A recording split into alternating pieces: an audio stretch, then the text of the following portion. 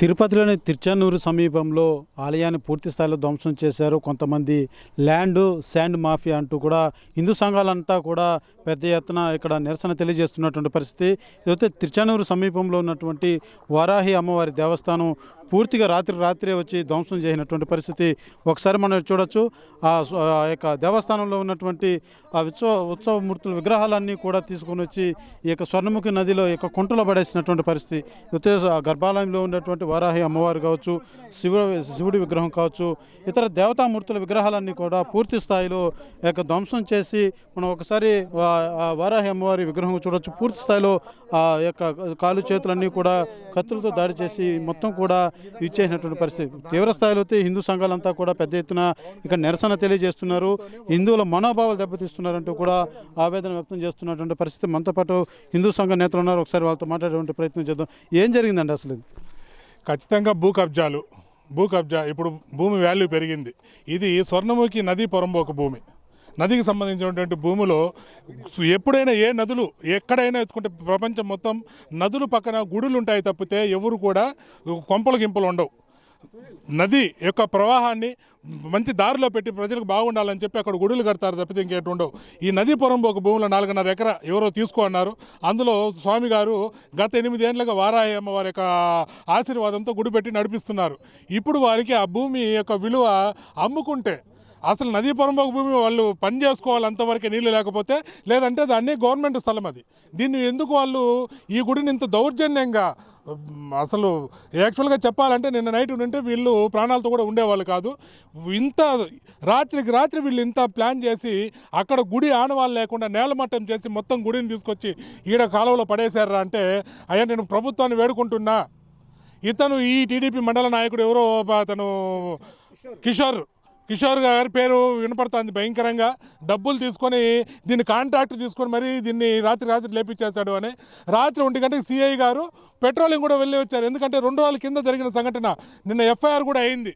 ఈ గుడికి సంబంధించి మొన్నటి దినమున దాడి చేస్తే వీళ్ళు వెళ్ళి గురూజీ వీళ్ళంతా వెళ్ళి కంప్లైంట్ చేస్తే కేవలం గుడి ధ్వంసం చేసినారని ఎఫ్ఐఆర్ పెట్టారు తప్పితే వీళ్ళ మీద, మహిళల మీద దాడి చేశారు. ఆమెకైతే కత్తితో దాడి చేస్తే ఇక్కడ ఘాటు కూడా అయింది. ఎమ్మెల్సీ కూడా చేసుకొని ఉంది. ఆ కేసు పెట్టలేదు. నిర్దాక్షిణ్యంగా మహిళలు, ఎస్సీ కులానికి చెందిన వాళ్ళు, అందులో వాళ్ళ కమ్యూనిస్ట్ నుంచి వచ్చిన వాళ్ళను కూడా చూడకుండా, మహిళలను చూడకుండా బూతులు, ఒరే మాల అంటూ ఇంకా చెప్పలేని బూతులు వాళ్ళని తిట్టడం. ఈ కేసు సిఐ ఎందుకు తీసుకోలేదు? ఎందుకు వీళ్ళని కొమ్ము కాస్తున్నారు? అయ్యా మేము హిందువులను ప్రాధాయపడుతున్నాం. హిందువుల మీద దాడి జరిగితే ఆ ప్రభుత్వము దాడి చేసిన వాళ్ళని కొమ్ము కాస్తుందా? హిందుత్వాన్ని, ధర్మాన్ని కాపాడుతుందా?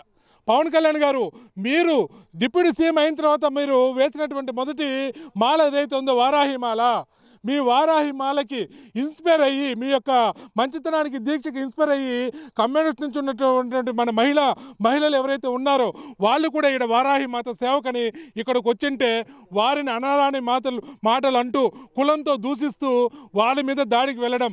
అయ్యా పవన్ కళ్యాణ్ గారు, మిమ్మల్ని నేను వేడుకుంటున్నా. మహిళలకు ఏమైనా జరిగినా ఉపేక్షించనన్నారు. సనాతన ధర్మానికి ఏమైనా జరిగితే నా ప్రాణాలు అడ్డేస్తానన్నారు. ఇప్పుడు ఇక్కడ 2 జరిగాయి. మహిళ మీద అత్యాచారం లాంటి ఘటన జరిగింది. మీ వారాహి స్వామి అమ్మవారి యొక్క గుడిని నేలమట్టం చేశారు. అదేవిధంగా మన వంగలపూడి అనిత గారు, మీరు మా రాష్ట్రానికి హోంమంత్రి, మీరు హోంమంత్రిగా ఉండి మహిళలకు ఏమైనా జరిగితే అడ్డుకుంటామన్నారు. కానీ ఇక్కడ జరుగుతున్నది మహిళ యొక్క గుడికి. దయచేసి ఈ మన ధర్మాన్ని, మా హిందువుల్ని, మమ్మల్ని కాపాడాలని మేము ప్రాధాయపడుతున్నా. సార్, మనం చూడొచ్చు. అయితే ప్రధాన ఆలయ అర్చకులు కూడా ఉన్నారు. ఒకసారి స్వామితో మాట్లాడేటువంటి ప్రయత్నం కూడా చేద్దాం. స్వామి, అసలు ఏం జరిగింది? ఎందుకు ఇలాంటి దాడి చేశారని సార్ భావించాలి? జై వారాహి, నమో వారాహి. ఈ ఆలయాన్ని ఇక్కడ నుంచి తీసేయాలని గత 2 సంవత్సరాలుగా వై రామిరెడ్డి, వై మర్రిరెడ్డి వగైరాలు ప్రయత్నిస్తున్నారు. దానికి స్థానిక నాయకుడు కిషోర్ రెడ్డి అనే వ్యక్తి వాళ్ళకి మద్దతు ఇస్తూ అనేక సందర్భాల్లో మమ్మల్ని అనేక రకాలుగా ఇబ్బందులు పెడుతూ భక్తుల్ని, మమ్మల్ని ఇబ్బందులు పెట్టడం జరిగింది. అప్పుడు గతంలో మేము ఎస్పీ గారికి, కలెక్టర్ గారికి, ఆర్టీఓ గారికి కూడా విన్నవించుకోవడం జరిగింది. మేము ఆలయం నిర్మించుకొని పూజలు చేస్తున్నామండి అని చెప్పేది. ఆర్టీఓ గారిని దీని మీద ఎంక్వైరీ చేయమని అప్పుడు కలెక్టర్ గారు చెప్పడం జరిగింది. దాని తర్వాత ఈ స్థలంలో ఆదివారాహి దేవాలయం ఉంది, ఈ ఆలయంలో పూజలు పునస్కారాలు జరగకూడదు అని చెప్పి మా మీద వై గంగిరెడ్డి, వై మణిరెడ్డి వారి కుమారులందరూ కూడా హైకోర్టులో రిట్ పిటిషన్ వేయడం జరిగింది. హైకోర్టు వారు ఆ యొక్క కేసుని డిస్మిస్ చేయడం జరిగింది. దాని తర్వాత కింది కోర్టులో మేము కూడా కేవెట్టేశాము. దాని గురించి అధికారులకి మేము తెలియజేయగా ఇది నదీ పొరంబోకు భూమి, ఈ భూమికి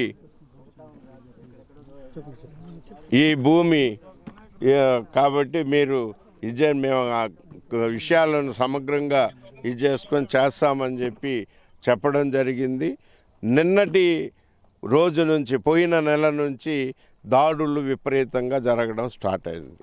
ఎందుకంటే మేము పర్ణశాల నిర్మించి దాదాపు 5 సంవత్సరాలు అవుతుంది.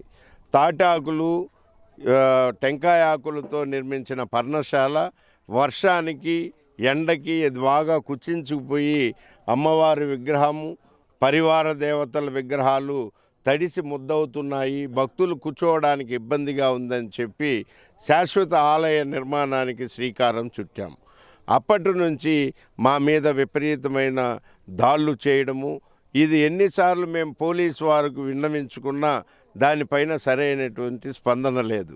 దీని మీద విజయవాడకు మేము వెళ్ళి భక్తులందరము జనవాణి కార్యక్రమంలో ఈ యొక్క వినతిని, ఈ యొక్క దాడుల గురించి పవన్ కళ్యాణ్ గారి కార్యాలయంలో తెలియజేయడం జరిగింది.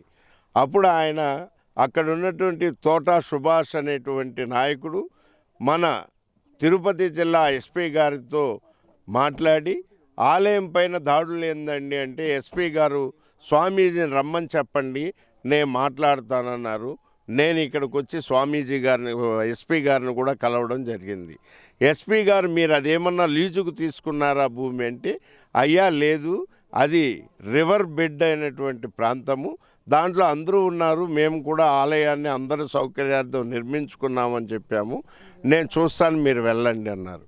ఆయన చెప్పిన తర్వాత ఆ ధైర్యంతో మేము వచ్చి మేము ఇక్కడ పూజా పునస్కారాలు చేసుకునేటప్పుడు గత వారం ముందు దాదాపు 40 మంది వచ్చి మా పైన దాడికి ప్రయత్నించారు. అప్పుడు మేము స్పందన కార్యక్రమంలో ఎస్పీ గారికి ఫిర్యాదు చేయడం జరిగింది. భక్తుల తరపున ఫిర్యాదు చేసినప్పుడు స్పందనను తీసుకున్నారు, కానీ దానిపైన ఎటువంటి చర్యలు తీసుకోలేదు. మొన్నటి దినం దాదాపు ఉదయం 8 గంటలకి దాదాపు 30 మంది ఎవరైతే మా పైన మాకు ఇబ్బంది కలిగిస్తున్నారో వారి కుటుంబ సభ్యులతో కలిపి నా పైన హత్యాయత్నం చేయడానికి పదునైన ఆయుధాలు తీసుకొచ్చి దాడి చేయడానికి ప్రయత్నించారు. గుడి మొత్తాన్ని చుట్టుపక్కల ధ్వంసం చేయడం జరిగింది. అప్పుడు పోలీసు వారికి మేము ఫిర్యాదు చేయగా డిఎస్పి ప్రసాద్ గారు, సిఐ సునీల్ గారు ఈ ఆలయానికి విచ్చేసి పరిశీలించి వారిపైన కొన్ని సెక్షన్ల కింద కేసు నమోదు చేయడం అయితే జరిగింది. నిన్న ఉదయం కేసు నమోదు చేసిన వారిని అరెస్టు చేయకుండా వారిని అలా వదిలిపెట్టడం వల్ల నిన్న రాత్రి పౌర్ణమి పూజలు, అమ్మవారికి విశేష పూజలు చేసుకొని మేము మంగళహారతి ఇచ్చిన తర్వాత ఇంటికి బయలుదేరి ఉదయం ఆలయం తెరుద్దామని వస్తే ఆలయం కనపడలేదు, అమ్మవారు కనపడలేదు. ఏమైందో మాకు దిక్కు తెలిసిన తోచను. ప్రతిరోజు ఈ దారిలో వెళ్ళేటువంటి పనులు చేసుకునే వాళ్ళు కానీ, ఉద్యోగస్తులు కానీ అలా వచ్చి అమ్మవారి ఆలయం ముందు నమస్కారం పెట్టుకొని వెళ్ళే ఆనవాయితీ ఉండే వాళ్ళందరూ దిగ్భ్రాంతికి గురి అయిపోయినాం. ఇది ఎంతవరకు సమంజసం? కేసు నిన్న పెట్టినారు, ఈరోజుటికే వాళ్ళ విశ్వరూపాన్ని చూపించారు. గుళ్ళకి ఇక్కడ ఇది లేదా? నేనేమైనా పెట్రోల్ బంక్ పెట్టుకొని వ్యాపారం చేస్తున్నానా? డూప్లెక్స్ ఇల్లు కట్టుకున్నానా? భగవంతురాలు సేవలో భగవంతుడు 10 మందికి హిందూ ధర్మం పట్ల అవగాహన కోసం ఆ వారాహి మహాత్మ విశిష్టత అందరికీ తెలియాలని తిరుపతి నుంచి విశాఖపట్నం వరకు మహారథయాత్ర పెట్టా. పోయిన సంవత్సరం సెప్టెంబర్. ప్రతి ప్రాంతంలో పగటిపూట మహారథయాత్ర, సాయంత్రం పూట మహావారాహి యాగాన్ని నిర్వహించినాను. నేను చేస్తున్నది లోక కళ్యాణార్థం చేస్తున్నాను. ఈ కార్యక్రమం చేస్తే ఇక్కడ ఇసుక బకాసురులు, భూ బకాసురులు, నీళ్ల వ్యాపారస్తులు, వాళ్ళందరూ కలిసి పన్నినటువంటి కుట్ర, ఈ కుట్రకు వారాహి అమ్మవారు బలయ్యారు. పవన్ కళ్యాణ్ గారు మీరెంతో ఇష్టపడేటువంటి వారాహి, ఆ వారాహి ఉపాసకుణ్ణి నేను. ఈరోజు నువ్వు కొలిసే ఆ వారాహి అమ్మవారిని కత్తులతో నరికేసినారు. నువ్వే సమాధానం చెప్పాలా? సనాతన ధర్మం అంటున్నావు. పవన్ గారు ఇది చూడండి, ఆవేదనతో చెప్తున్నా, అది విగ్రహం కాదది. నా తల్లి, నా తల్లి, నా తల్లిని నరికేశారు. నీకు తల్లే, నీ తల్లికి ఏమిచ్చి రుణం తీర్చుకుంటావో తీర్చుకో. జై వారాహి, నమో వారాహి. ఈ గుడి కూడా చాలా ప్రముఖులు కూడా వచ్చేవారు అనేది కూడా తెలిసింది. చాలామంది ప్రముఖులు ఈ ఆలయానికి వచ్చి అమ్మవారిని కోరికలు తీర్చుకొని వెళ్ళేవారు. ఆ కోరికలు అయిన తర్వాత కూడా ఆలయానికి వచ్చేవారు. వారందరి పేర్లు మేము అందరికీ చెప్పడం పద్ధతి కాదు కాబట్టి గోప్యంగానే ఉంచుతాం. ఇదే కంచర్ల శ్రీకాంత్ ఎమ్మెల్సీ కాకముందు ఇదే ఆలయంలో రాజమాతంగి యాగాన్ని చేసుకుని వెళ్ళారు. మరి ఆయన కరుణించలేదు.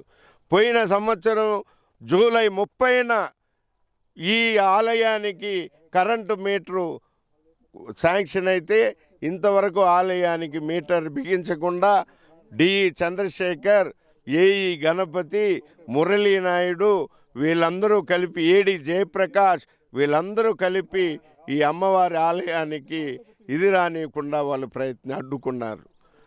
కాబట్టి ప్రముఖులు చాలామంది వస్తారు, వాళ్ళ పేర్లు బహిర్గతం చేయడం అంత సమంజసం కాదు. కాబట్టి నేను పేర్లు చాలామంది ప్రముఖులు ఉన్నారు. అయితే ఏదైతే పూర్తిగా అమ్మవారి విగ్రహాలంతా కూడా ఈ రకంగా ధ్వంసం చేయడం కరెక్ట్ కాదంటూ కూడా ఆవేదన వ్యక్తం చేస్తున్నారు. అయితే అంతా కూడా ఈ యొక్క అమ్మవారి విగ్రహంతో నేరుగా పోలీస్ స్టేషన్ కూడా వెళ్తున్నటువంటి పరిస్థితి అయితే కనబడుతుందని చెప్పాలి. అయితే మేము కంప్లైంట్ ఇచ్చినా కూడా అయితే వారిని అరెస్ట్ చేయలేదు కాబట్టి వారు ఈ రకంగా వచ్చి మా మీద దాడులు నిర్వహించారంటూ కూడా ఇదంతా ఆవేదన వ్యక్తం చేస్తూ అమ్మవారి విగ్రహాలు, స్వామివారి విగ్రహాలంతా కూడా తీసుకొని నేరుగా పోలీస్ స్టేషన్కి వెళ్తున్నటువంటి పరిస్థితి అయితే నెలకొందని చెప్పాలి. హిందూ సంఘాల నేతలు కూడా ఇక్కడ చేరుకొని ఆ యొక్క ఆలయ నిర్వాహకులకు వీళ్ళు కూడా తోడుగా ఇక్కడైతే వాళ్ళకు భరోసాగా నిలుస్తున్నటువంటి పరిస్థితి ఒకసారి మనం చూడొచ్చు. ఏదైతే స్వర్ణముఖి నది, ఈ స్వర్ణముఖి నదిలో ఈ కాలనాన్ని పూర్తిగా ధ్వంసం చేసి తీసుకొని వచ్చి ఇక్కడ కుంటలో పడేసినటువంటి పరిస్థితి. అయితే అమ్మవారిని ఈ రకంగా చేయడం, గుడిని ఈ రకంగా చేయడం, భూములకు కబ్జాలకు, ఇసుక కబ్జాలకు పాల్పడేటువంటి వ్యక్తులు ఈ రకంగా చేస్తూ ఉంటే రాష్ట్ర ప్రభుత్వం ఏం చేస్తుంది? ఇక్కడ కొంతమంది లోకల్గా నాయకులు కూడా సపోర్ట్గా వాళ్ళ సపోర్ట్ చూసుకుని కొంతమంది రౌడీ మూకలు కూడా రెచ్చిపోతున్నారంటూ కూడా అంతా ఆవేదన వ్యక్తం చేస్తున్నటువంటి పరిస్థితి. అయితే హిందువులకు పవన్ కళ్యాణ్ న్యాయం చేయాలి, ఎవరైతే వారాహి అమ్మవారిని నమ్మేటువంటి పవన్ కళ్యాణ్ కూడా మాకు న్యాయం చేస్తాడనేసి మేము ఆశిస్తున్నామంటూ కూడా వాళ్ళు ఆవేదన వ్యక్తం చేస్తున్నటువంటి పరిస్థితి మాత్రం నెలకొందని చెప్పాలి. కెమెరా పర్సన్ కోటితో సురేష్, RTV, తిరుచానూరు.